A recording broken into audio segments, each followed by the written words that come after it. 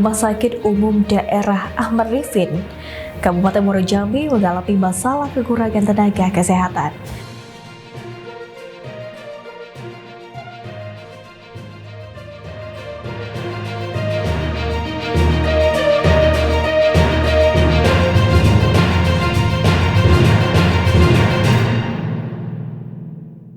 Selamat malam pemirsa, apa kabar Anda hari ini? WTV News kembali hadir menyapa Anda pada malam hari ini dengan menghadirkan sejumlah informasi terkini, menarik dan inovatif, serta berbagai peristiwa penting yang terjadi di dalam Provinsi Jambi. Bersama saya, Salsa Ayu Amelia, dalam WTV News selengkapnya.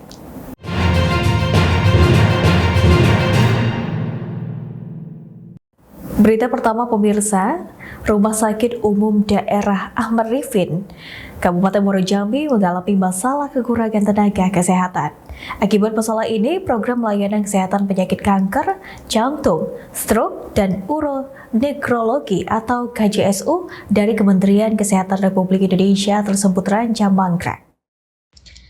RSUD Ahmad Rifin Kabupaten Muaro Jambi saat ini kekurangan tenaga kesehatan untuk ditempatkan di pelayanan pengobatan kanker, jantung, stroke, dan uronekrologi atau KJSU. Diketahui Rumah Sakit Umum Daerah Ahmad Rifin telah ditunjuk oleh Kementerian Kesehatan sebagai rumah sakit untuk layanan KJSU tersebut. Dengan kepercayaan yang telah diberikan oleh Kemenkes tersebut, maka Rumah Sakit Umum Daerah Ahmad Rifin bertanggung jawab untuk menangani pengobatan KJSU. Namun hal tersebut terancam tidak bisa terlaksana lantaran rumah sakit milik pemerintah Kabupaten Muaro Jambi itu hingga saat ini masih kekurangan tenaga kesehatan.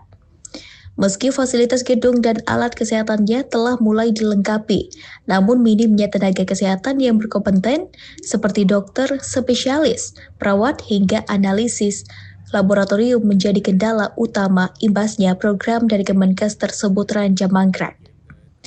Direktur Utama Rumah Sakit Umum Daerah Ahmad Rifin, Agus Subekti, mengatakan, untuk layanan ini, unit pengelola darah hingga kini belum ada satupun tenaga kesehatan. Pada unit ini dibutuhkan minimal 4 orang perawat dan 4 orang analisis laboratorium. Agus juga menjelaskan persoalan ini telah ia sampaikan ke Dinas Kesehatan dan Badan Kepegawaian Daerah Muaro Jambi, namun hingga kini belum ada kejelasan. Selain itu, Rumah Sakit Umum Daerah Ahmad Rifin juga masih kekurangan dokter dan perawat untuk layanan kesehatan cuci darah. Tidak hanya itu saja, Rumah Sakit Umum Daerah Ahmad Rifin saat ini juga belum memiliki dokter spesialis jantung.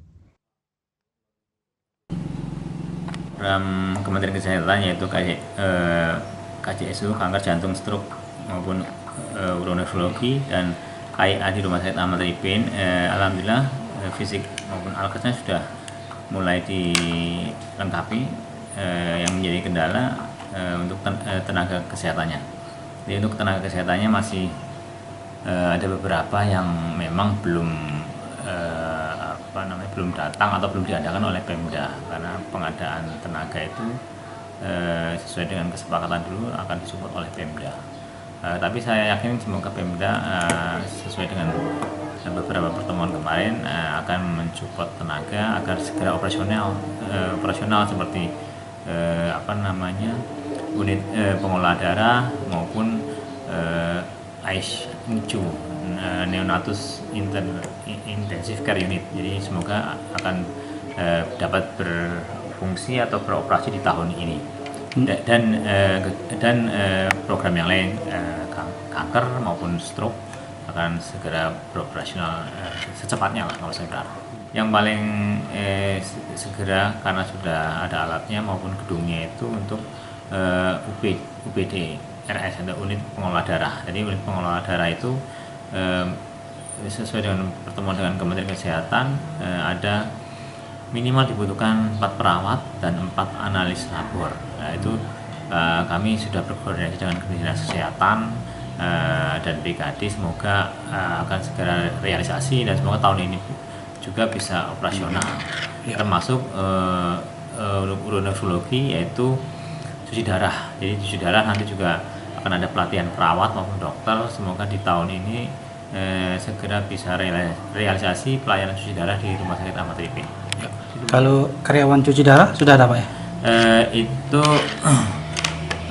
masih kekurangan juga sebenarnya. Tapi kemarin dengan pertemuan dengan bidang kesehatan, kami disuruh untuk mapping kebutuhannya berapa. Jadi nanti akan segera direalisasikan atau diusahakan oleh Pemda.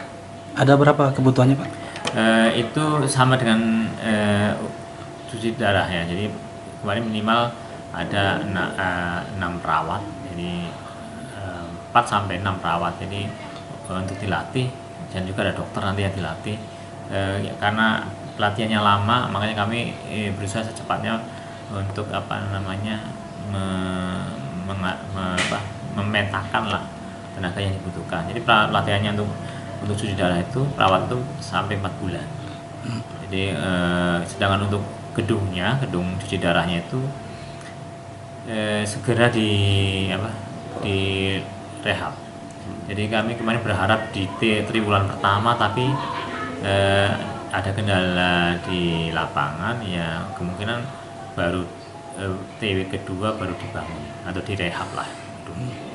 Kalau untuk stroke dan jantung, kalau untuk jantung alat cath lab-nya itu sudah selesai dibangun.